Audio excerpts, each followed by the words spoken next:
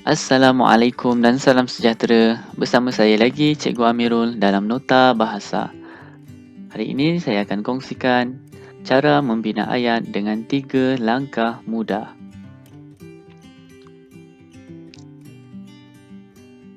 Mari kita kenal apa itu ayat.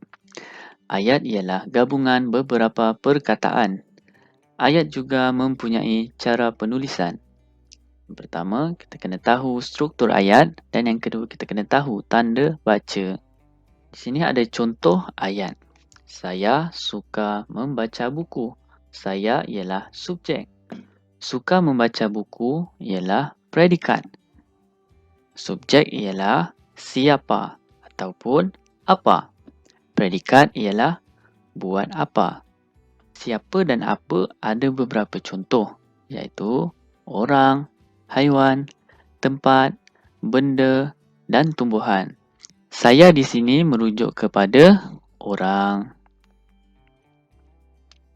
Seterusnya kita pergi kepada predikat. Buat apa? Buat apa merujuk kepada perbuatan ataupun cerita yang berlaku. Sebagai contoh, sedang berbual, sedang membaca, sedang berlari, sedang menulis. Tanda baca. Untuk menulis, kita perlu tulis dengan tanda baca yang betul. Jadi, ayat dimulakan dengan huruf besar dan diakhiri dengan tanda noktah. Bagaimana kalau ada kata nama khas dalam ayat tersebut? Seperti nama orang, nama haiwan, nama tempat dan nama benda. Jika ada kata nama khas, kita hanya perlu tulis dengan huruf besar pada awal perkataan tersebut. Sebagai contoh, saya suka membaca buku cerita Upin dan Ipin.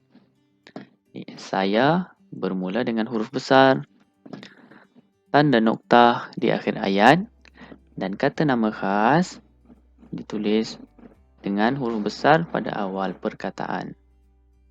You dan I. Baiklah, mari kita belajar cara membina ayat yang lebih menarik. Hanya dengan 3 langkah mudah. Siapa, buat apa, di mana. Kita lihat gambar. Di sini ada orang sedang membaca buku.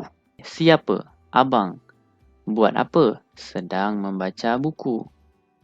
Okey, ini ayat ringkas. Untuk ayat yang lebih menarik, kita boleh tambahkan yang ketiga iaitu tempat. Di mana? Contoh ayat, abang sedang membaca buku di perpustakaan. Untuk tempat, kita perlu tambahkan di. Seterusnya, gambar seseorang sedang mengayuh basikal. Siapa yang mengayuh basikal? Contoh ayat, abang sedang mengayuh basikal. Kita boleh jadikan ayat yang lebih menarik dengan menambahkan yang ketiga iaitu tempat. Abang sedang mengayuh basikal di taman. Seterusnya, gambar orang sedang memasak. Siapa yang memasak? Contoh ayat, ibu sedang memasak. Contoh ayat yang menarik, ibu sedang memasak di dapur. Kita tambahkan tempat. Mudah kan nak bina ayat? Hanya dengan 3 langkah mudah, iaitu yang pertama, siapa, buat apa, di mana. Mari kita buat aktiviti berdasarkan buku teks pada muka surat 9. Kita lihat ada beberapa aktiviti dan gambar. Gambar yang pertama, kita lihat ada gambar orang sedang menampal iklan. Gambar kedua, ada orang sedang mengambil pesanan. Gambar ketiga, ada orang sedang mengira jumlah. Dan yang terakhir, gambar orang sedang menghantar beras. Baiklah, mari kita buat latihan. Baiklah, lihat gambar. Okey, di sini ada aktiviti menampal iklan. Siapa yang menampal iklan? Siapa menampal iklan di mana? Kita lihat gambar. Siapa menampal iklan di mana? Yang kedua, kita lihat ada Tuan Haji Abdul Karim sedang mengambil pesanan. Jadi, siapa mengambil pesanan? Siapa mengambil pesanan di mana? Di mana dia mengambil pesanan ini? Okey, yang ketiga, mengira jumlah. Siapa yang mengira jumlah? Siapa mengira jumlah apa? Okey, dia sedang mengira jumlah apa? Mengira jumlah beras. Siapa mengira jumlah beras di mana?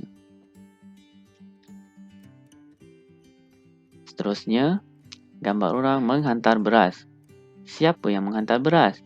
Okey, mereka ialah pekerja. Pekerja siapa? Pekerja Tuan Haji Abdul Karim. Siapa menghantar beras ke mana? Di manakah tempat mereka menghantar beras tersebut? Baiklah, itu saja perkongsian saya pada hari ini. Selamat belajar dan selamat membuat latihan. Jumpa lagi pada video akan datang. Assalamualaikum warahmatullahi wabarakatuh.